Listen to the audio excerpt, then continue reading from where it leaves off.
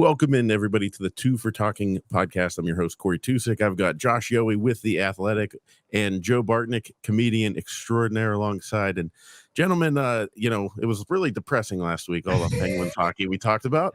I think it was, 50 straight minutes of nothing but depression. But, after the Flower game, which we can get into that a little bit, Sir Sidney Crosby, why did we ever doubt the whenever the Penguins are down over the last 20 years, it just takes a little Sid magic to bring them up, doesn't it? Yeah. Good evening or good morning or good afternoon, guys. Depending on when everybody's listening or watching, I don't know what time it'll be. I've been saying for a while now, like, people need to relax with Sid. Like, a lot of people, granted, I shouldn't base everything on Twitter, but a lot of people on social media, what's wrong with him? He looks lazy. He doesn't look like he cares. Like, he's 37. He's usually not a real fast starter anyway. I think it just took him a couple of weeks to get going, but that's 4 goals and 7 points in his last 3 games with 2 game-winning goals, and his face-off percentage in those games is like something outrageous, like 70% or something. Joe, I think he's just fine. He is just fine, and I was never worried. I just thought he may have lost a step. I never thought he lost a step of will or want. Sure. Or anything like that. And, bounce here, bounce there. I was more concerned that he was missing Jake, I think, as you remember last podcast. But, you know what he had? We just put the two-headed monster together, really for the first time ever as a unit. And it's really worked out, I mean, why not just give Sid the best player? And, I just scour national media or Canadian national media. And it's funny just to love. It's almost that it's better that Gino went in 101 because now the people are like, well, obviously he's a top 50 guy. And it was such an insult, of course. So, no, that lines look great. And Raquel is playing 200-foot hockey as well. And if anything, it's going to boost his numbers and stats and ratings for the trade deadline. If we want to get, behind the scenes evil. I question whether they're going to keep it together. I'm sure that Sully will be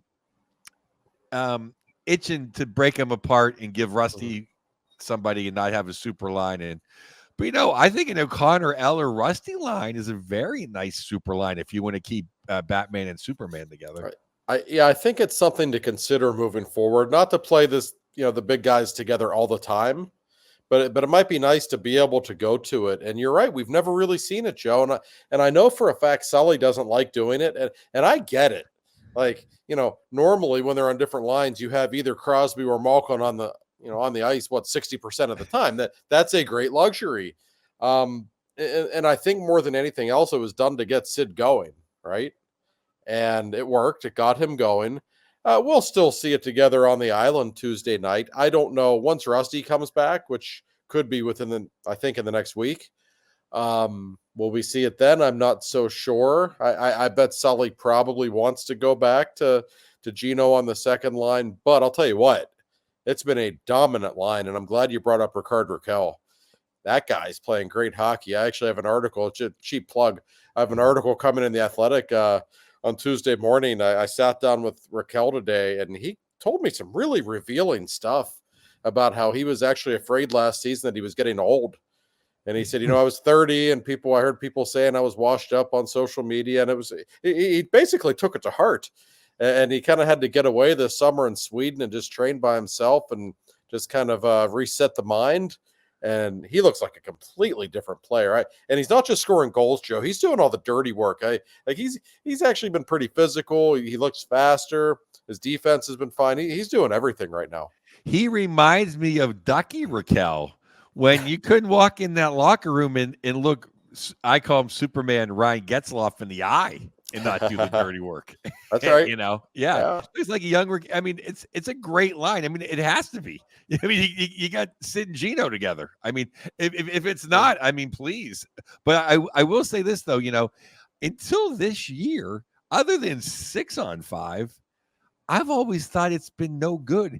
And it was almost a litmus test on national media when they go, well, Sid and Gino put them together. It's always like, well, that never really works. I don't know how many games you've watched, but it never used to ever work. And it's almost always the reason why we give up at least a good chance when they're on the ice after a goal is scored or after the penalty kill, because like, oh, here they come, offense, no responsibility, to coming back the other way. So I'm really not shocked, but I'm pleasantly surprised it's worked as well as it has. So am I, Joe. And somebody tweeted at me the other day, "Whoa, why wouldn't it work? The Oilers do it with McDavid and Draisaitl." Like, well, those two are good together, like really good together. Crosby and Malkin haven't always looked, they just always look uncomfortable in 5-on-5 situations when they're out there together. And I give Gino a lot of credit. He's the one who's playing out of position. He's obviously a natural center.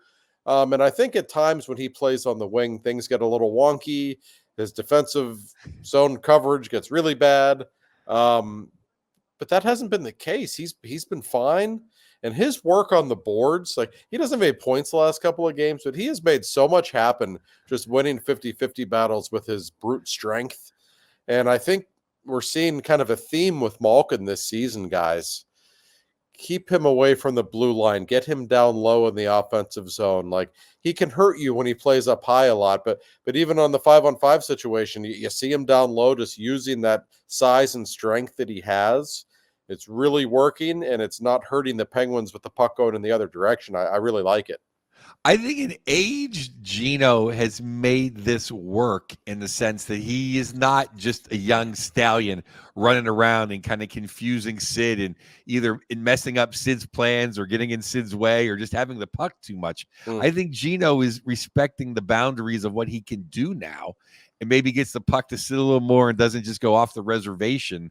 And is maybe back a little bit, plays just a more solid zone-to-zone game, which I think helps this. But it's funny when you said that Gino is he gets a little lost defensively. Usually, like, he's always a little lost defensively. Yeah, that's right. No, he absolutely is. That's true. And I think, Sid's smart enough to know how to play with him in the defensive zone too. I think he certainly knows his tendencies. I give Malkin a lot of credit. And we talked a lot about the sit down that he and Sullivan had before the season. It's not like they've never had that talk before, but I think it registered in a different kind of way.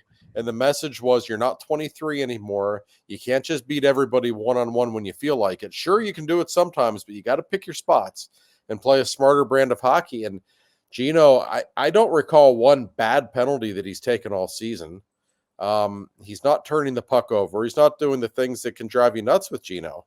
So no, he in return, though, he hasn't taken the bad penalty and then like hit the AB and select button together and gone into Superman Gino, which is True. always, I always will take bad penalty Gino just to get pissed off Gino. Well, which is interesting. But I was thinking about the defensive zone.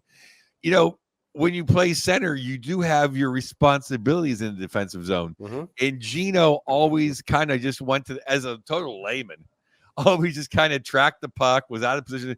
This way, he can kind of go hawk the puck on defense and do what he does anyway without leaving the front of the net open or wherever the outlet pass is supposed to go. It's almost better defensively that way if he could just roam around and do his Gino things. It's actually a good point. That's when he's at his best defensively, much like 66, using that long reach to steal pass. I always say with Gino, especially when he was younger, when he's at his very best, he's stealing 2 or 3 passes a game. And Mario was like that too. When Mario was locked in, he would steal passes like nobody else. So yeah, maybe he can be a little more aggressive playing on the wing and just use his instincts a little more. I wasn't really expecting this line to work. And listen, it's only been, 2 or 3 games. But it's been a dominant line. It really has. It's the best the 2 big guys have ever looked together by far, in my opinion. So I like it. And my only real concern, I guess, is, and this is kind of a team-wide thing as well, the Ducks and the Canadiens are pretty bad. In particular, the Canadiens, God, do they stink. Like, they're painful to watch. They're so bad. So I would like to see these 2 look dominant and have a big game against one of the better teams coming up on their schedule. And they play the Islanders, and we know they're not very good right now. But I'm actually thinking ahead to Thursday night. They never win in Raleigh. The Canes are playing really well. That's such of a good defensive team. If you only have one line that can score, like, that kind of plays into Carolina's hands. right? They're going to put Stahl out there against them, and they have their shutdown guys. So I'm curious when it comes to Thursday if he keeps that line together, and if he does, let's see how they do, because that's a pretty tall test. Yeah. Let's dive into that. Let's say that he doesn't. Mm-hmm. Then I mean, I think the odd man out, and it hasn't changed his effort. I think he still looks good. He just isn't getting served breakfast in bed. Is O'Connor? Mm-hmm. I mean, the Connor's been the odd man out. Yeah, for sure. Know. So you put so you get O'Connor with Sid and Rusty. Mm-hmm. Raquel. I mean, I said last week, to me, he's bad bunting again. He's the guy that I thought we traded for, just whatever, a pest who isn't really worth much. I don't want him with Gino. I don't know why. Who do you put there? That's what I'm going to start the Yessie Pugliarvi fan club, because I honestly think the thing that Sullivan doesn't like is I think Yessie takes the proverbial Gino penalties. Mm-hmm. He seems to take one of those a game, or what? I don't know what. And and when you have no defense and shaky goaltending, the last thing you want is an offensive zone stick penalty. Yessie he's a funny player because he looks so good at times, but yes, he'll take a bad penalty. I think he kind of he's not bad defensively, but he'll make some bad decisions, or just have, I think I refer to it as mental lapses, which drives the coaches nuts. But then, like, I'm watching the guy in practice this morning. He looked unbelievable. Like, I actually saw he ripped one shot so hard past Nedeljkovic during a practice drill. I saw Sullivan just like turn his head and look at him like, Jesus, what a shot. Like the guy's got talent. And he played with Malkin. I'm trying to remember, was it the Winnipeg game? They were on the same line for what it lasted for a period, I think. It obviously didn't go very well. I wouldn't be against it, though. I wouldn't mind. Raquel can play the left wing, remember. So you can play Yessie at his normal right spot. I'd consider it. There's no one else that makes any sense. And I think he, at least, from a physical standpoint, has the talent to play with those guys, and he brings some size to the table. Yeah, either him or I like when Pusty plays with Gino, but I think Pusty was the odd man out today. He was. Yeah, and I don't know what he did. Looking for scapegoats. Right. I mean, he didn't do anything great either, but I agree. You need goals in your second, third, and fourth lines right now. So he's a guy that does have some of that potential. But that, going back to O'Connor, you're right. It was the Minnesota game, I think, the first time they went with these lines. I didn't notice him once all game. Like, he was really quiet, not playing with one of the big guys. I think he's been better since, but you're certainly not going to get the offensive production out of him that you would otherwise be getting. I still think he's playing really high-level hockey. I love him. I really like his game right now. But, yeah, I mean, they're a one-line team with this current configuration. There's no two ways about it. Right. Yeah. How long can the one-line team last? And, to me, like you said, we're playing against the Canadiens and the Ducks. So the Penguins are doing basically what we thought they were going to do. Lose to the good teams, beat the bad teams. I don't think they can keep it going as a one-line team, but what can they do, outside of maybe locking down defense more? I don't know. I mean, that's another thing that we haven't really seen, against a good offense yet. The defense really come together. Well, I mean, yeah, they were certainly better the other night. I don't know how much Montreal had to do with that. They're not a very good offensive team. I guess other than that, the obvious answer would be the power play. And the power play's not been as good the last couple of games. I think it's been okay to start the season, probably a little better than we were expecting, given what we saw last year. But I did not like how it looked. I don't like Matt Grzelcyk on the top power play either. By the way, I thought that was a little bizarre. It's still a work in progress. But if they want to get into playoff contention in any way, guys, I don't think there's any question the power play has to be way, way better than it has been. Yeah, I mean, the second power play looked a little better than the first one. I don't, it has been a little better, but then when you see that Toronto was 32nd and they played 5 forwards, no, I don't. I know they got $50 million on the ice. I don't feel quite as bad. I want to get back to the forward configuration, and if Sully's going to put me in the grave if he's going to roll out Lizotte, Beauvillier. Oh, and Hayes. I mean, somebody. I mean, I told you, Blake Lizotte played out here 5 years. I don't remember one single thing he did. And I'm afraid because he scored that empty net goal that now he has like a good 5 or 6 games that he's going to be in that lineup for. Because you can't tell me that he should be playing ahead of Puljujärvi or Puustinen. I mean, does he bring him coffee like the old guy used to? I mean, what? You gave the guy a 2-year contract, so I understand wanting to get a look at him. I wasn't very impressed with anything I saw, the empty netter notwithstanding. Puljujärvi in particular, I don't know. I think the guy's good. I don't know why he hasn't been in the lineup every single night. I would have had him out there for sure. Lizotte, you know him better than I do, Joe. I know the Kings are your mistress team, and if you say you never noticed him in a few years, that's a little troubling to me. And also, I was on the Kevin Hayes bandwagon early because I thought he looked really good the first couple of weeks. He hasn't looked very good the last 4 or 5 games. I don't know. I feel like his game has regressed a little bit. So that's probably going to be the 4th line on the island. And I don't think anybody's expectations should be very high. No, but the problem is, it's not exactly Letang and Dumoulin back there. No. or Niedermeyer and Stevens back there to make up for that mess. I mean, Lizotte got knocked off the puck every single time he had it. He's a little guy, huh? I didn't realize. I call him Thin Lizzy. He really struggled to get that empty netter too. It wasn't like, I was like, God, that's the hardest somebody's ever worked for, an easy empty net. Right. Yeah, I will say, I mean, listen, the bottom 6, as we know, has its issues. Somebody I have to give some credit to, though, I thought in the game Saturday against Montreal, Noel Acciari was outstanding. I thought that was maybe the best game he's played in a Penguins uniform. I mean, he was throwing dirty hits, and he was physical, and he was driving people nuts, and really, really good defensively. Even had the puck. Someone did some good things. If he could play like that all the time, I understand why Dubas wanted him so badly. Oh yeah, no, that was that was Boston Bruin Acciari. That wasn't Ducky Acciari or Florida Panther Acciari. That was some great stuff. Yeah, I mean, I guess you want him maybe your third line center or winger. You just have to insulate. You got to put 2 of those little kids, either Beauvillier or Lizotte. They got to get split up.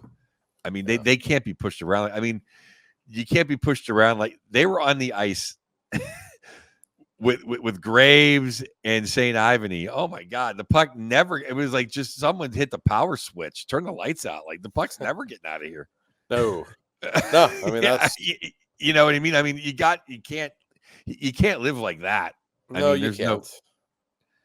But it's just the way this, you look at the roster right now, there's going to be some days when you're going to say that because there's a lot of average players on this hockey team right now. It's just the way it is. And you can see, guys, I think the lack of depth, like, I know Joe loves Brian Rust, and frankly, so do I as a hockey player. And I think, Corey, I'll throw you in too. I think you do too. Yeah. Oh, love him. You can see, though, when he's out, just what a massive difference it makes just taking one guy out because there's no one else to play in the top 6. There's just not. So you lose one forward, man, they are just in a world of hurt on the top 2 lines. They're just not the same team without him. And luckily, the injury to Rusty, by the way, is not super serious. There was some concern that it was in Vancouver at the time, but apparently I don't know exactly what the injury is, but it was the same thing that he did in the preseason game. He basically re-aggravated an injury. So they're just being a little extra cautious with him. I think he wants to be playing right now, but they're probably going to hold him out another game or 2. We might see him play on this road trip. I don't know. But good thing they dodged a bullet there because I don't need to tell anybody how important he is. Hey, it derailed our season last year when he got hurt for 2 weeks. Oh, he's incredibly, because another thing, he adds to the penalty kill. Oh, he's a really good penalty killer. Yeah. And the PK's been pretty good, by the way. How about Drew O'Connor, since you're a DOC fan? How about him on the PK? Man. Oh, he's great. I mean, he's so good on the PK. Creates some offense, too. I don't have a problem with the penalty kill, and I honestly, the power play has cooled down, but it is not an eyesore and a blemish that it was last year. And I don't feel like, oh, Jesus Christ, we're giving up a shorthanded. It's almost like dreading a power play. Now, I don't dread the power play anymore. So that's like another one of the least of my concerns. Baby steps. I know it was only the Duckies and the Habs, but the D looked a little better.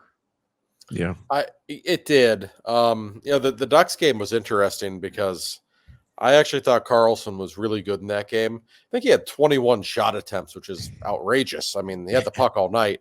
So I actually had some stuff written, while I'm watching the game, praising Carlson heavily. Then he gives up like a breakaway to 2-on-1 in the last 5 minutes of a tie game. Like, what the hell are you doing, Eric?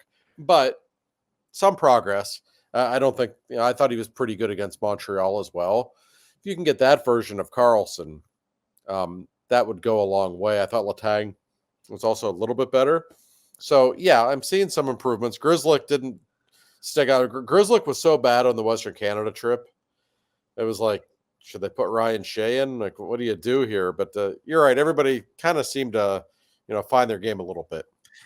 Correct me if I'm wrong, but Ryan Shea, I don't know if he looked good, but he looked better. He didn't look awful. And I know they weren't playing offensive juggernauts, but I thought he looked good the last two games. And Joe, you were the first person I thought of whenever he got in that fight at the end of the Canadiens. I'm like, this guy was softer than like that butter that you put on top of your coffee maker. It was shocking. I'm glad to see that from. I'm just glad to see he cares a little bit. And when the whole team fought, he wasn't standing over there by the bench. He jumped in and he threw some good haymakers, and it was great to see. But you know what? I don't care if he got his ass kicked by Connor Sherry. If he plays, just play defense. And I thought he played okay. He played a little better, and we can dump on the Duckies but the Duckies have a lot of offensive power. They got some guys that can scoot around the ice. So I thought they played a pretty good game. They did. And I think the Ducks had won a couple in a row coming into the game too, Joe. So they were actually playing okay then. Yeah, the Ducks are not, they're not as bad as the Habs. Put it no. Oh, they stink. On Graves, by the way, like that's the first time I've ever seen him look pissed off. Like he was throwing punches with bad intentions there. Wow, he got really worked up. And no, I like to see that though, because Montreal, boy, did they do a couple of dirty things in the third period of that game. I thought they went a little over the line there, so I don't blame Graves for being upset. And I also liked Jack St. Ivany last week stepping in for the captain when he was about ready to drop the gloves in the Minnesota game. So that's important that we see people not named Crosby, Malkin, and Letang taking care of some of that stuff. Absolutely. And if anything, Ivany and Graves, at least it'll keep you out of the popcorn section. Right. I mean, at least do something. That's right. I agree. But it leads to another point, though. Well, where's the Nigerian nightmare? You can't tell me the Beauvillier's goals have had to expired by now, the expiration date on that coupon. I mean, we're running into some teams that, they have a guy out there to injure people or at least ram them, No, you're absolutely I right. Think he looked that bad. I did not think he looked that bad in preseason. And I've watched a lot of Penguin fifth line goons look terrible in the last 50 years. Yes, you have. I would love to see it. I don't know that we will. But, team toughness is never going to be an overwhelming strength, but we saw a little bit of it. I like that. St. Ivany jumped off the bench to pick a fight, basically. Good. We don't see enough of that kind of stuff. You don't need the big guys who are now pushing 40. You don't ever need them fighting or defending themselves in that way, but especially not at their current ages. So a little encouraging. When the NHL was crazier and more violent, even though just 10 years ago, say when terrible Tommy was still terrible Tommy and not point of game Tommy. Right. I always thought you need to have a nuclear option somewhere.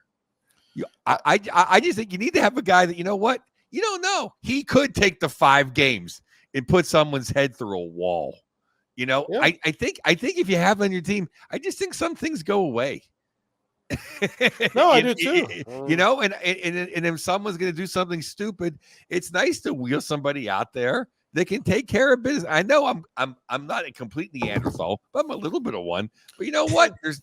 Every team's got a guy now. Pretty much, it's back. It went away like 5 years ago. Now, kind of every team has one, and some of them have two. And and what is Beauvillier bringing to the table that the Nigerian Nightmare can't sit there and play 9 minutes a game? If anything, you double shift O'Connor or Rusty on the wing. You know, right. I don't see a problem. No, I'm okay with the little element of violence. By the way, I'm perfectly okay with it. It's hockey, for Christ's sake. It's, I always tell people, like, listen, I don't want to see people get hurt in fights or whatever. Nobody wants that. And I actually don't love that, junior hockey, they have fighting. Like, I go to OHL games, there's 16-year-old kids like beating the shit out of each other. Like, that's a little weird. But if the adults want to do it, I always say, listen, every game I've ever been to, when the gloves come off, everybody in the building stands up. Yeah. It's still the entertainment business. Like it or not, it is. So there's a little more of that with this team, and I think that's okay. Absolutely. Yeah. Do you want to get into goaltending, sir? How long's it been? How long have we been on, Corey? We made it 27 minutes without talking about the one Tristan Jarry. It's funny because whenever we were breaking up the segments, I thought to myself, we could probably make a whole segment out of Jarry down in AHL. But yeah, I mean, he looks good against the AHL. So, and I thought I was listening to Madden in the car earlier today, and they're making a really good point. I think he had Borky on, and it was like, this is it. Like, you bring him up, you give him an extended look whenever you get back. And their point was, you find out one way or the other. This is it, or it's over. So what do you think, Josh? I mean, I thought Ned has looked good. I'm sure Joe's got some thoughts on that, and but yeah, I mean, I don't know. What do you do? What do you do whenever you bring him back up? Well, yeah, I mean, Ned is kind of establishing himself right now. He's been very good the last two games. Very, very good. And of course, listen, Blomqvist has been good too. He's been good really in every outing. So there's some stability there right now. But Jarry, like, I get it. You want to see what you have in him. You're not going to leave him in Wilkes-Barre forever. If they were going to do that, they just would have put him on waivers. So he's going to be back up next week. I bet he'll get the start against either Detroit or Dallas next week. I could be wrong. I don't know that for a fact, but I'm sure they're pleased with how he's played. He gave up one really terrible goal last week in Wilkes-Barre, but he's 3-0. I think his goals against is like 197. He's obviously played pretty well. I don't know what I would even do at this point, but I can tell you exactly what's going to happen. Jarry's going to come up and Blomqvist is going to Wilkes-Barre. That's exactly what's going to happen in the next week. Now, I've heard that it's easier to play goal in the NHL than it is in the AHL, and sometimes because the NHL is so much more structured defensively. Yeah. I would say, except for the Penguins. Oh yeah, I was going to say. You seem to know where more the shots are coming from. I don't know. I'm not impressed with AHL numbers. That's like AAA numbers. That's like Japanese baseball numbers. That's like Canadian football. I don't know. Until he stops the puck in anger. I agree. In the NHL. I'm afraid. It took Superman Sid, Sir Sidney, to bring us back into the pack. And we're going to throw it away on Jarry's 3 BS games. I don't know. I would not make him. I'm not saying Sully is.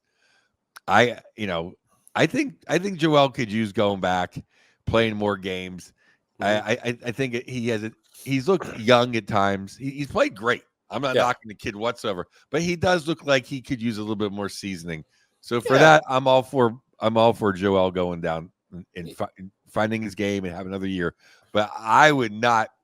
I think Ned gets 80%, 75% of the starts. Well, he's been proven otherwise. Yeah, he's been, even in those losses in Western Canada, I thought he played really well. I mean, honestly, he was good. Like, they're just horrible in front of him. The Jarry thing is fascinating. And listen, what if he comes back and gets shelled his first game? Like, if you're Sully at that point, it's got to be really hard to put him back in. You're trying to win games. Okay. And the season's like on the line pretty early when you start out as poorly as they have.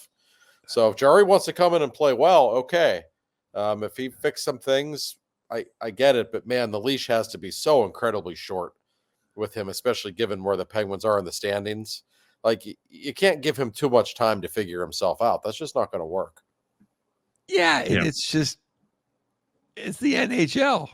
You Yeah, figure yourself out. You go to the journey to Europe with a backpack and a hacky sack and some Toberlin bars. Come on now. It's the NHL, Josh. Stop the puck. I mean, I don't know. I don't have any sympathy for him anymore. He's almost 30 years old, by the way. Like, he's not a kid. I came into the season with good intentions. I love my guys. I have to turn my back on him. I'm sorry. He has to really, really, really win me back over for me not to just. I'll take Ned, and we'll live or die with Ned, in my opinion. Sounded like a line from Goodfellas there. I like that. I only know like 5 movies. So.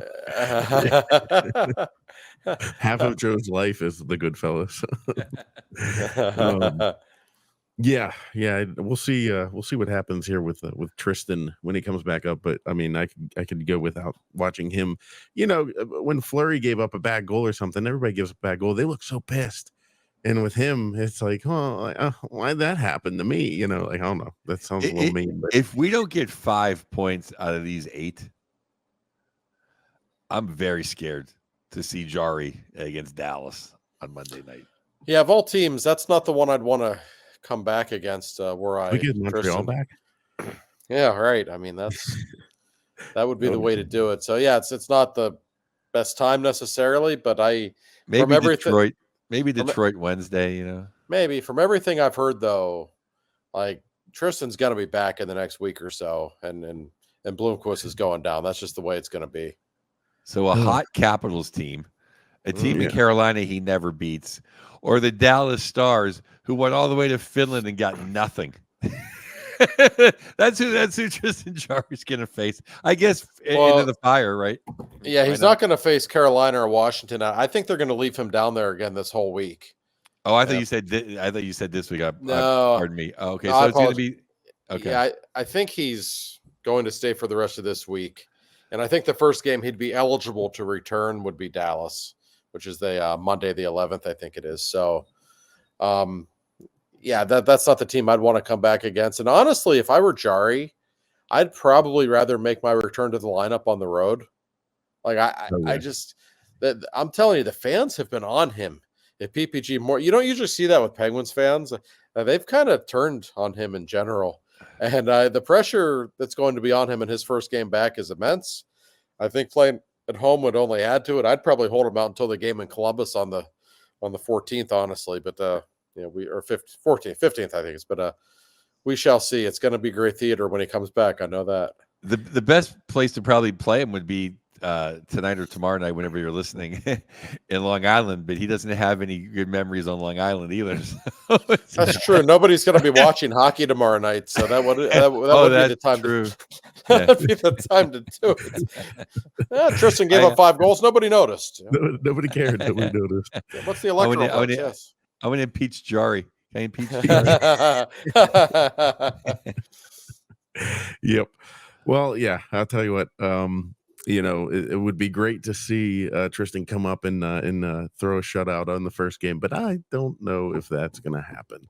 But you got to give him a shot, I guess. Find out what you get with him, and we'll see what happens from there. Well, that'll do it for the first segment on 2 for Talking. On the second segment, we're going to talk about 3 up, 3 down, and but Bill Neofis, the Reg Dunlap of insurance, has a few things for us, a few little tips for everybody. Josh, take it away. Indeed, he does. I like that Bill takes the time to write little things every week. The man writes his own ads, which I appreciate. I say, Bill, just write your own ads. I'm just literally going to read it on the show. You're the boss. You're the sponsor. You get this time. It's whatever you want. So here is the message from Bill for this show. The Neofis Insurance Group is ready to assist you with all of your insurance needs at every stage of life. Whether you're buying your first home or looking to downsize in retirement, probably even if you're Tristan Jarry, I would guess. I'm sure they'd be happy to take care of him as well. I made up that part. Whether you're adding cars and kids to your auto insurance or if you're an empty nester, they even have access to the best in-class pet insurance for the furry members of your family. Bill's dog was named Flurry forever, by the way.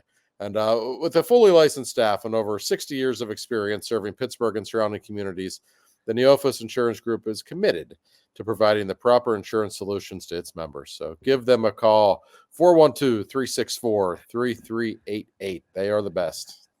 For a second, I thought Bill wrote a shoot promo. Nah, I just added a sentence to it for good fun. That's great. Yeah, no, that's my theory too. When you're saying the fans have been hard on Jarry, we know the attendance has been down, but it's the real fans. Like this, you're getting the chaff. Like you're separating the chaff. You got the real fans there. They know what they're talking about, and I know Mr. Bill Neophis is one of those fans. Oh yeah. So we appreciate you, Bill. All right, now 3 up on 3 down. This week we're changing up a little bit. We're gonna do Josh did teams and Joe did players. So we'll start with Josh with the teams. Up, you've got the Florida Panthers, winners of 5 straight, and looking like the 2-time Eastern Conference champion, Stanley Cup defending champion, Florida Panthers, aren't they? Joe, somebody's going to have to beat them in the spring, and it's not going to be easy. That is one heck of a hockey team. I was down there in September. Patrick Hornquist told me, we're going to get tired at some point. So to get back 3 years in a row, we got to get off to a hot start so we can go on cruise control at some point during the season.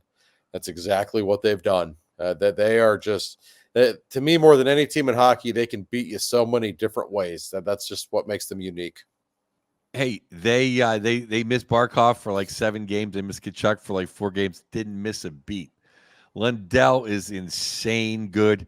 Yeah. They Sam Reinhart, Sam Bennett. Oh, I heard a great thing about the Florida Panthers when they said, if there's meat in the corner, they're the dogs that want it more than any of the other dogs. I like that. And that's just the truth. And they got about 9 guys that play forward on that team. I've even become an Erod fan watching him play down there, and that's a shock. He's been pretty good. Yeah, and Bobrovsky's playing great. I mean, going to the Hall of Fame probably. The chance to get him was when they had a little hangover, and they didn't have one. Let me tell you, I watched both those games over in Finland. I'm a big Dallas Stars supporter as far as I think they're a good team. I like watching guys. They own them. I wrote in my Pro Hockey News column, did Rupe Hintz make the trip? I didn't see him.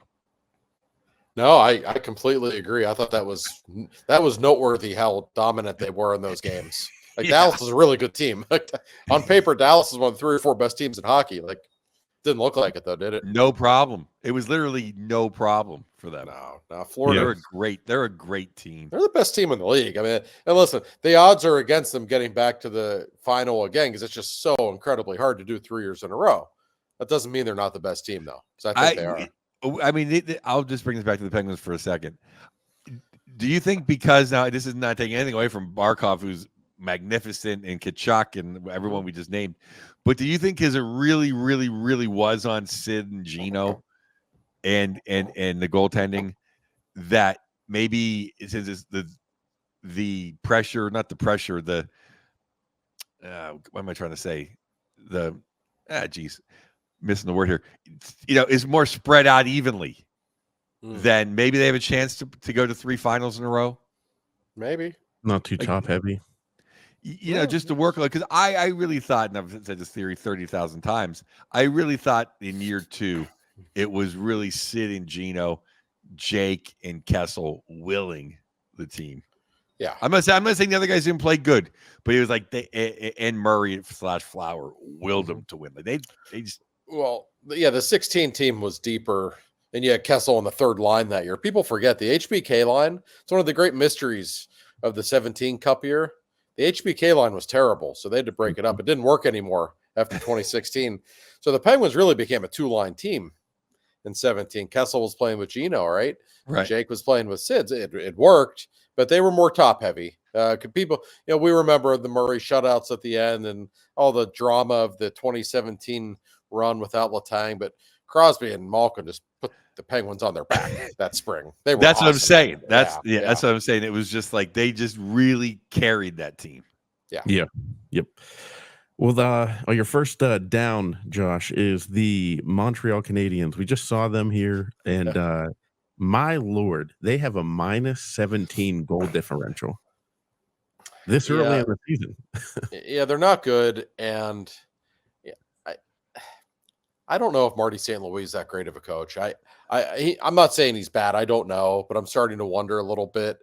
They also just don't have that much talent, though. Like, when's the last time the Canadiens had a star other than Carey Price?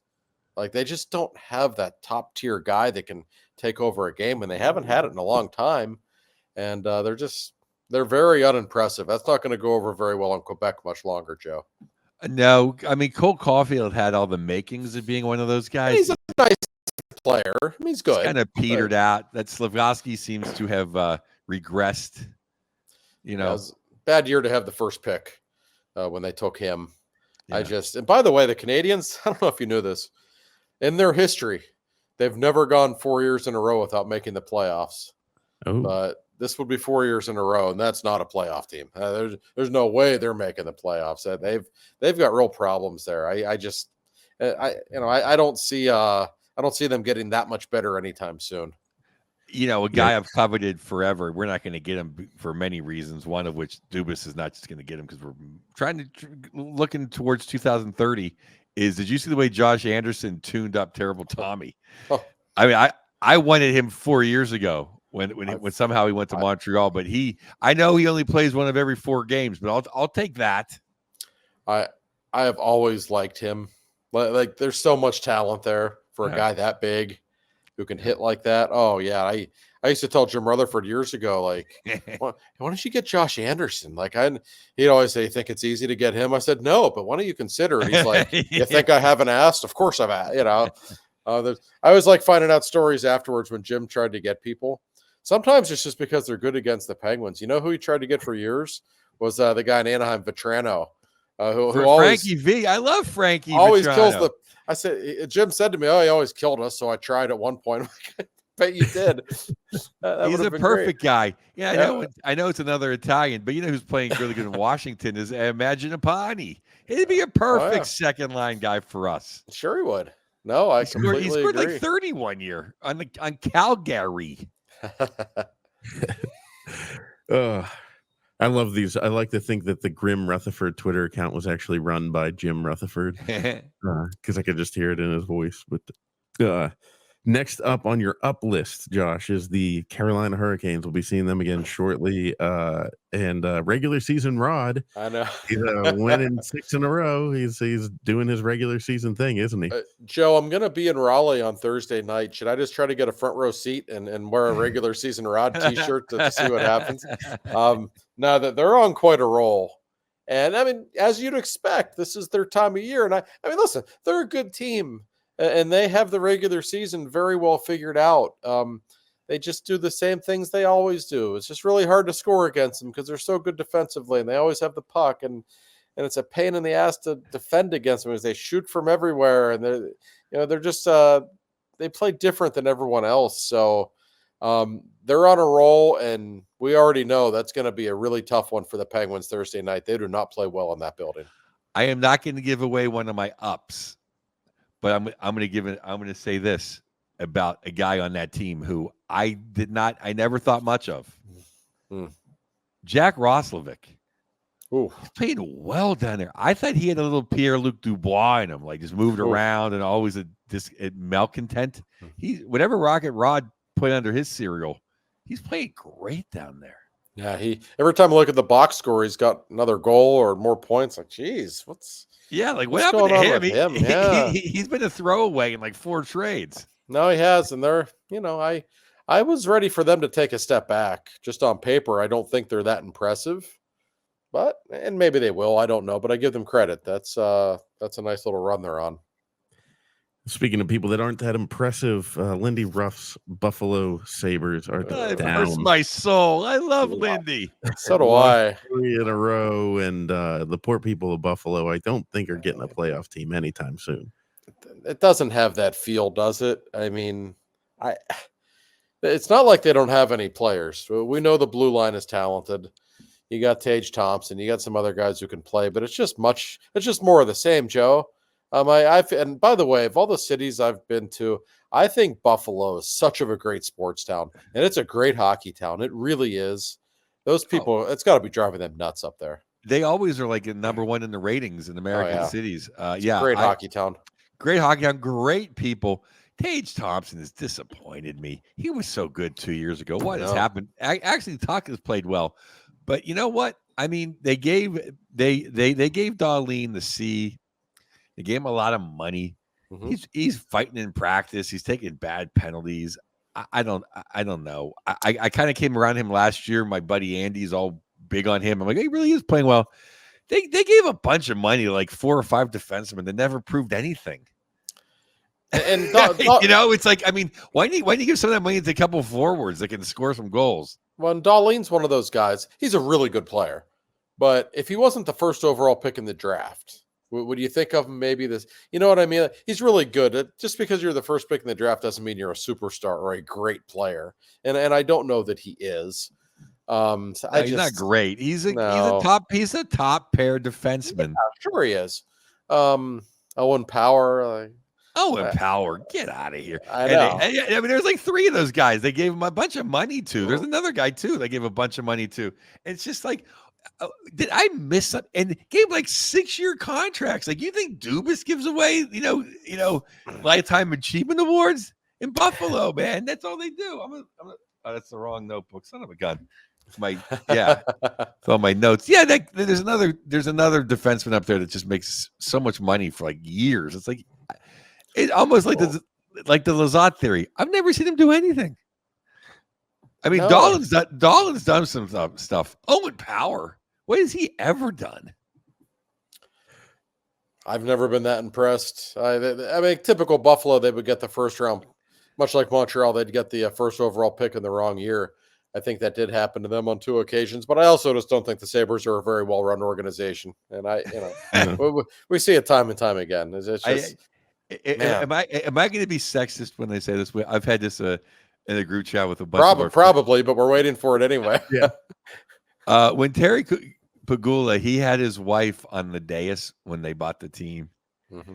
Never a good sign when the guy has his wife on the dais when he buys the team. Whether it be football, hockey, NBA, never a good sign because, well, me and Nancy are going to do. It's like, let Nancy run the charity events. You run the hockey team. How about that? Just Jimmy Haslam does the same thing in Cleveland. They're 2-7, so there you go. Oh, his wife is on the dais. Oh, that's so funny. Yeah, but I actually like the Swords. I love Lindy Ruff. I feel so bad. Oh. It's a shame. But hey, nothing again. I love Lindy. I think he got screwed on goaltending in Dallas. He got screwed on goaltending in New Jersey. I think he's a great guy and a great man and a great coach. But they didn't interview anybody when he gave him that job. A little weird. You think somebody from this century might have had a couple new ideas for that defense? I love Lindy. Sell tickets or something, maybe just to brought Lindy back. And on the up, last up is the Winnipeg Jets. Good Lord, I thought that they were maybe a little bit of fool's gold when they started off 5-0, but then 8-0, and now they're 11-1. I mean, I don't know. Maybe they're the real deal. And Joe, when I think about Winnipeg, I think Connor Hellebuck, but Winnipeg leads the league in goals. They're scoring like 5 goals a game, which is outrageous. So I listen, it's still early, but I got to give them credit. They're clearly better than we thought. I think that's fair to say. They have 9 guys on pace for over 65 points. Yeah, that's their top 9 is all on pace for over 65 points. And Kyle Connor, who I said in my column, he's the Hart Trophy winner right now. He's been great. He's always one of the most. If you ask the Penguins who's the most underrated player in the league, his name always pops up. Like always, they think the world of him. They have an incredible. I coveted thy neighbor's Dave Laurie, his son, Adam Laurie, forever. Oh, As soon as we lost Stahl, I'm like, we should get this guy. Now he's the captain up there. They're a great hockey team. I don't know how Halleback has to not channel his inner Jari and become a baby in the playoffs. And at least when you lose, don't be like, well, I thought I played good. I don't know what the team in front of us. That's why I picked him to come in like 7th in the because I thought they're going to turn on that guy. Apparently they didn't. They're a great hockey team. The only team they lost to was whenever they just tried to skate with Toronto. Yeah. Other than that, they've beaten the wheels off of everybody. Oh, they're good. I mean, it's crazy. Okay, I'm not trying to look at my phone, so I don't want people think I'm not paying attention to the show. Here's his name, Matthias Samuelsson. I don't have the contract, but he's got a big. It's like he won the lottery to play up there. And the other guys, the one thing they did that was good was they traded Bo and Byram for Bo and Byram because I like that kid. He's a good defenseman. I mean, and they had to give up Middlestat, but that's okay. But that's the thing. They move 2 other defensemen and get some more forwards. That's what they need. But they're going nowhere fast. Nope. Speaking of going nowhere fast, Seattle starting off with Hackstall and just going downhill from there. They're losers of 3 straight, Josh. Not a lot happened up there in the I don't even know what they call that up there. The Emerald City, the Queen City. It is the Emerald City. Yeah, Emerald City. Yeah. Not much going on. I don't like this roster. It's just it's a ever since they made the playoffs 2 years ago, they've turned really boring really fast. There's not a lot of star power. Shane Wright, who was supposed to be the first pick in the draft a couple of years ago, he dropped to 4, which was like really exciting for them at the time. But boy, he's been really disappointing. He only has 1 goal so far. He has struggled. There's no star power there, Joe. Very little anyway. And I'm not sure what the direction of Ronnie Francis's franchise is right now. I don't like what I see. I think the direction is Ronnie's going to be on TSN. Yeah, I'm starting to wonder for the playoffs. I love Ronnie. I don't know. Montour Sadak has had a kid being born. Dunn's hurt. I think I skewered him pretty good last week. I don't know. I don't want to say 2 weeks of bad things against Captain Ron. Well, then on Joe's up, we've got. I'll move right to Joe's up. Then we've got Ovi, number 1. He's 5 goals in his last 4 games, and he's 35 away from breaking the record. And I'm just gonna throw this out there. It's probably not going to happen. But when I was looking at his career stats, if he does it in less than 50 games, he will have beat Gretzky in not just the goals total, but he would have got there faster in less games. So I don't think 35 goals in 50 games is going to happen, but this is quite impressive. I mean, Ovechkin's not the player he was, but he certainly has found his power play touch. He seems quick. He seems quicker this year than he did last year. Last year, he seemed slow.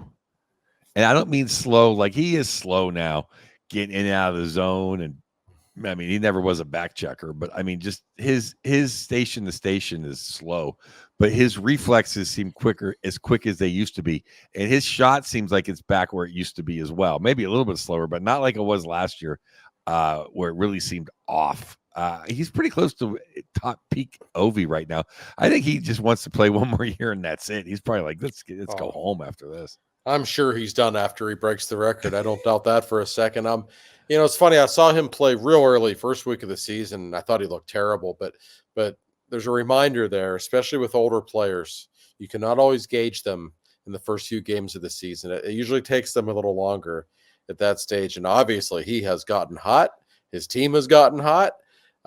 They're playing some really good hockey right now, and the really great all-time players. And he obviously is one of them. Even as the skills begin to diminish a little bit, they just know how to score goals. They just, and he's the classic example. He knows where to go. There's muscle memory. Like he's going to keep scoring goals. I don't know that he'll break the record this year, but he certainly will by next year. That's a given at this point. Yeah. Did you guys see the meme of somebody like it was like Ovi, sitting there calling for the one timer with the stick up, and they said it's amazing how this guy's been doing it for 20 years and nobody's been able to stop this move. Like his move is just to stand there with the stick up. On your down list, I love this one, Joe. Matvey Michkov, the Philadelphia. He's only Flyers. down because he was only in Philly, and only John Tortorella can healthy scratch the Rookie of the Month. Well, I mean, he's 0 goals, 0 assists his last 4 games. Well, yeah, but it has to be about Torts, Yeah, he's got to make his statement. And then, Josh, you have something on?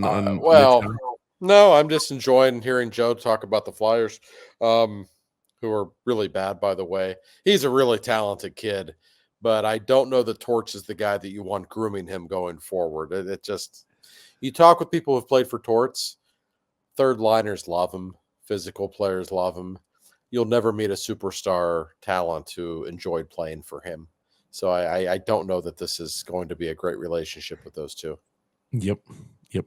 Next on Joe's up is Marty Nashis. 4 goals, 8 assists, 12 points in his last 5 games. The man is on fire. Looks really good against the Penguins. I'll tell you that much. He's always been a bit of an enigma, but this season he's played all 12 games like the Marty Nashis that they wanted.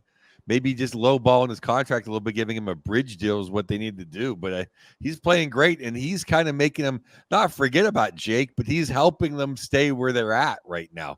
Nashis is every time you watch Nashis, again, he kills the Penguins, but every time you watch him, it's like, well, he's amazing. And every time you read about him, it's like, Brendan Moore's disgruntled with him, and he's losing ice time. Like, that's not what I see. I'll take him any day of the week. I say it all the time. Every time I see, especially when I see him play in person, it's like, damn, this guy's a great player. Like, what am I missing? Like, why isn't this guy scoring 50 a year? Like he has that kind of talent. And he really does. I've always been a huge fan of his. And yep, that's a good call. He's off to quite a start. Now, on Joe, your down list, you've got Quentin Byford. That's your LA Kings. Tell me, did I say that right? The big Q, Quentin Byfield. Yeah, Byfield. Why did I say Byfield? Yes. Jesus. No, that's okay. Number 2 overall pick. I was ecstatic when he came here, and he had some injury troubles. But then last year, he was turning himself into a top flight power forward. I know it's easy to play with Kopitar and Kempe, but it can't be one of the most underrated players in the. I mean, you talk about a great hockey. Anyway, Byfield, though, they're like, hey, you know what we're going to do? We're going to switch him to center this year, be his natural position. He can step right in. He can step in 3 years when Kopitar goes straight to the Hall of Fame. So what happens? He gets his own line, doesn't really do anything. Okay, goes back up, just starts dominating again on the line with Kopitar and Kempe, but no goals. So then they put him back on the third line. Now he's got his own line because he's a third line because Deneau's the second line defensive center. And he's got some decent wingers. He still has no goals, and now he's not going to get his spot back because it's not Lafreniere. That's the Ranger guy who I love. It's Lafreniere. I can't say it correctly. But now he's playing great with Kopitar, and Byfield's not going to get his spot back again. And I don't care if he's playing fourth line center. I don't care if he's in the press box for 6 games. How can he have no goals? No, he's a guy I've always liked. I mean, he's a big, talented kid. Yeah. He plays hard. He doesn't slack around. No, I like his game a lot, but you know how it is, Joe. Second overall pick, you can't have guys like that not producing. It's just eventually going to hurt your team. You can't have it. They need to figure out, I think, what they want to do with him and what they want his role to be. He's way too important for them to have no goals, as you said. That's not good. Well, and I said this on Puck Off, is that, you know what? Okay, maybe he is not going to be the heir apparent to Kopitar, but he's so goddamn good as your young power forward. Like, just let him be the best power forward. Let him represent America in 2024 or whatever, 26 or, I mean? Like, does he have to be the center? Because he was so good last year at wing. Just let him play wing. Right. I don't know. I'm not a big guy. Hiller. I don't know Hiller's shelf life here in LA. I don't know. Although the Kings are playing well, though, I got to say. Yeah, they are. On your up list, you've got. I'll go with number 3. You gave me a couple options, but we've one of them was Sid, so I'll just throw that out there so everybody knows. But we've already gushed over Sid so much. Everybody knows how we feel about the captain with 7 points in his last 3 games. But Leon Draisaitl, 10 points, 6 goals in his last 5 games. So he's certainly starting to heat up and live up to that contract. He's he always does a good Gino imitation. As soon as Jesus is on the shelf, Leon steps up, and he has. Yeah, no, he does. And that game in Edmonton when the Penguins were there a couple of weeks ago, I thought Leon was way better than McDavid in that game. Like you really noticed Leon every shift. Of course, McDavid's hurt right now, but even before the injury, he didn't look himself. He was off to kind of an oddly slow start. But Draisaitl, man, is that guy a great player? He's such of a natural goal scorer. Man, every time that guy scores a goal, it's like, yeah, that's a goal scorer's goal. That's just him. And you're right. He has put them on his back with McDavid out. Yep. And on your down, we'll go with Mika Zibanejad. Well, I have 3 because I want to say how funny they are. Okay, Zibanejad, Larkin, and Hyman. Okay, because when I was piecing this together on Saturday, they were all in the doghouse, right? Lalonde calls out Larkin. So what's Larkin do? He scores 2 goals. Zibanejad, they move the lines around. What happens? Zibanejad gets 3 assists on Sunday. And what's the final one? Larkin. Larkin and Hyman. Hyman had like 1 meaningless goal until Jesus gets hurt. Now he's on a 2-game goal streak. It's like it's good for me to put you in the notebook. Then you get hot. That's actually, we're gonna have people start lobbying for Joe to put them in the notebook. It's not the worst idea, actually. Yeah, but literally, I'll just pick one. And Zibanejad was already like in trade talks because Lafreniere is playing so well and he's aged out, and we haven't won with him. And there were the whispers behind Zibanejad, and then Larkin. Literally, I think he had like 1 goal, and they were like all of his points were on the power play. Nothing. It's 5-on-5. I could be a little bit wrong on these numbers, but pretty close to that. And Lalonde just calling him out. Lalonde's walking the plank as we speak. And Larkin, to his credit, scored 2 goals.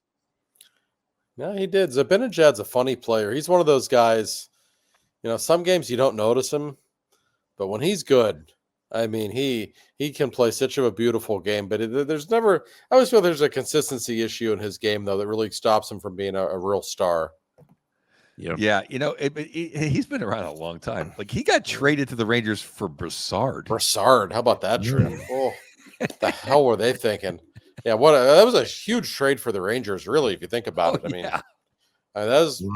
that got them going again. Like, you make a trade like that, hell yeah. Nothing like throwing dead weight off that ship. Yeah, absolutely. Well, that'll do it for the 3 Up, 3 Down segment. On the third segment, we're going to just talk a little bit of college football. There was some notable stuff in Western Pennsylvania and Central Pennsylvania, I guess, that happened. So we'll talk about that on the third segment of 2 for Talking. Welcome back to the third segment of 2 for Talking. And so Pitt and Penn State were both, college football in general has been great, but Pitt and Penn State both undefeated going into Saturday. And if you did not see James Franklin losing to a top 5 team coming from a mile away, you clearly are not a bettor, because I pushed the chips into the center of the table on that one. I was like, this is a take it home, take it to the bank. James Franklin flop against the top 5 team. Maybe some of us did in fact do that, Corey, but this is a family show. Boy, get a gambling sponsor, that's for sure. I watched that whole game, and it was close throughout. In fact, Penn State was up 10-0 early. You never for a second thought Penn State was going to win that game. At least I didn't. Like, it's not like Ohio State was that much more talent than Penn State. A little bit for sure, because they always do. They're just, they're a factory of NFL players. But Penn State has a problem. As good as they are, they're going to be in the playoff. That's great. But his record against top 5 teams and against Ohio State, in particular, is pathetic. And for all the talent they have there, if the guy can recruit, we know that about Franklin. He's a big-time recruiter. I don't know what kind of a coach he is, and I think it's fair to wonder that at this point. Well, I mean, what is he? He's 0 for 5 or 6 against top 5, and he's 1 for 30 against top 15 or 20. Penn State is just a cut above the big time. Now, I don't know if that's academics or what that is, but and before it was okay. You could kind of, okay, you're never going to beat Ohio State, and maybe you might get lucky and beat Michigan. Just don't lose to Michigan State or Purdue, and then you'll be, you'll make it a New Year's Day bowl. But then they expanded the Big Ten, and now you got to play USC, who you barely beat. UCLA will come like Oregon, Washington. Like now, there's like 5 or 6 teams that are, if not more big time than you, or damn close. Now they have a problem at Penn State. I don't know. It's almost like Tomlin. Hey, do you want to go 9-8 and? Or do you want to swing for the fences and get a different coach in there? I think no matter what they do, they're never going to be Ohio State. So I don't know. I feel bad for I feel bad for all the Penn State fans, but you knew they weren't going to win that game. You knew they weren't going to win that game. I mean, that interception made it look reasonable. Yeah. Right. If they didn't have that interception, it'd have been 35-3. Oh yeah. And it's always the offense with them, right? Like they always have good defenses, but against the good teams, they can't score. They just can't do it. And but good defenses, and I know they might be on the field a lot, but it's like not like in the sense where like Michigan had good defenses and would grind Ohio State. I mean, Ohio State still went up and down the field. Right. No, yeah, you're right. Yeah, they were moving the ball. Yeah, and that's a good analogy with the Tomlin. It's like, oh, congratulations, you're playing in the Outback Bowl again. How many times are you going to win that one? It's a misstep it's a misstep. I like a 12-team playoff, but somewhere along the line, you should have to have won a big game to be in the playoff. That's fair. I completely agree. And by the way, I hate to take shots at people in the media. I don't know how you guys feel about it. Gus Johnson absolutely drove me nuts during that game. If he called them world famous Ohio State one more time, I was going to turn my TV off. Really, really obnoxious. I just had to throw that out there. He was great. I really liked him back in the day. And I feel like ever since he got this big noon kickoff slot, I've noticed the evolution of him over a handful of years where it's like now he's like, I feel like he thinks he's part of the show. Yeah. Drives me nuts. But I will say, go ahead. I'm sorry. No, go ahead. When you're done, I'll talk. I was gonna say Joel Klatt, his color commentator, I think is one of the best. Oh, he's good. Yeah, he's really good. Like he's right behind Kirk Herbstreit, in my opinion, for color commentators in college. Oh, I agree. I love Klatt. Anytime he talks, he knows his stuff. No, I just 2 things on Gus Johnson. He's just great in basketball because any excitement you can build up the excitement. Football, it's like it's there's not enough action for all of his screaming. It's like, dude, it's noon. Take it easy. It's not the Final Four. It's not March Madness. But B, I think it's a little bit from what I've heard is that the Fox is trying to pretend, since they have the Big Ten there, they're trying to build this thing up like the Big Ten in Ohio State. It's like, easy. You're not Alabama. That's right. You're not Georgia. You're not LSU. Yeah. Like it's not the SEC. So that's why he's over the top, because they're always trying to, like they made that stat. Oh, if it was expanded to 12 teams, then Penn State would have been in the playoffs. Yeah, but it wasn't. And you're never better than Alabama, and you're never better than Georgia, and you're never better than LSU, and you're never really better than any of those teams at Penn State. You know what I mean? It's like they're just trying to build something up. So I think Gus has a little bit of that. I think that little producer in his ear that too. But he is obnoxious half the time. I agree with you, Josh. I'm just saying that's just what I heard, that they're trying to make it like, oh, the Big Ten is like the SEC, and it's not. No, it's not. You know, it's not the SEC or the Big Ten. No, is the ACC. Oh boy, Pitt. What? Pitt, what?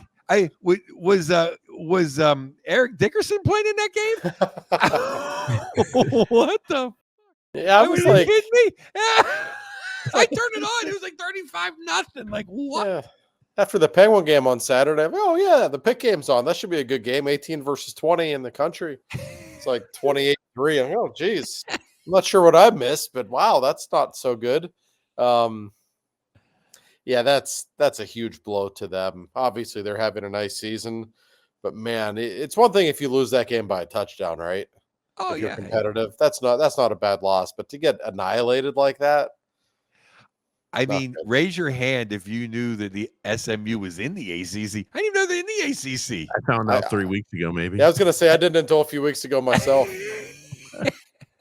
I mean, on paper, that looks like the game that you play before you go play the real team. Yeah, Yeah, the absolutely homecoming game. does. No, that's right. That's absolutely correct. So yeah, it's Yeah, I was. Let's just say I put half the winnings that I got off of Penn State again for Pitt because they were the underdog, and I'm like, oh come on. I mean, like SMU can't be that good. And I was putting my kids to bed, and I go, oh my god, like I came out. I was like, well, maybe they are. Yeah, I mean that's entirely possible. You ever go and go try to cash out your bet on your phone, and you cash it out for like 13 cents? You're like, well, I'm just gonna take the 13 cents they're offering me because that's all I'm gonna get out of this one. Oh, I've done far worse things than that. I've some states, some apps working and some they don't. So after a wedding in Kentucky last year, I decided to spend the night in Ohio just because I needed to be in Ohio airspace to make a wager or two. So we've all done what we've had to do. I love it. Yeah, and I mean Narduzzi, I'm up. You guys know I'm a Michigan fan, but a Pitt grad. I find the man so obnoxious. Oh, it's I can't really hard stand for me him. to root for him. I actually did a poll on Twitter a few years back. Very simple question. Who do you find more arrogant, James Franklin or Pat Narduzzi? It was 50-50. It's the only poll I've ever run that got 50-50 results. And I have a hard time. I'd probably pick Narduzzi, but they're both, like, I find Narduzzi so, like, football coaches are all arrogant. He takes it about 5 notches. Like, he's just unapologetically full of himself. I just can't stand him. I mean, the cat is out of the bag or the horse has left the barn. But, it would have been so much better is if if Paterno would have just gave in the Pitt and it would just be the Eastern Conference Football League. And they could just play Syracuse and Boston College and just be a nice little football league. But no, they had to join the Big Ten, which means when Pitt joined the Big East and no one loved Big East other than Penguin hockey, honestly, Big East basketball is like my second favorite thing. Oh. Unfortunately, they took football money in Syracuse and Boston College, and Pitt went to the ACC, knowing that they'll never compete in basketball. Syracuse a little bit, okay, but not like against Duke and North Carolina, and they're never going to compete in football really. So they just screwed themselves over. I miss the Big East tournament in basketball so much. That was every March. It did not get any better than that. No, it's the best. Absolutely. No, it's a shame. But well, hey, that'll do it for this week on Two for Talking, guys. It's a great episode, and we appreciate all of you that are listening. We appreciate Mr. Bill Neofis for sponsoring us as well. And if you guys want to get in contact with the show, it's contact@twofortalking.com, and we'll be getting some more content up there. Joe's writing some stuff, and still, if you need a place to if you need to get the Josh's stuff, if you're on our website, you can just click it and go right over The Athletic and check it all out there. So we will talk to you guys next week and hope the Penguins get 6 points between now and then. That'd be great. So we'll talk to you guys later. Go Pens. 5.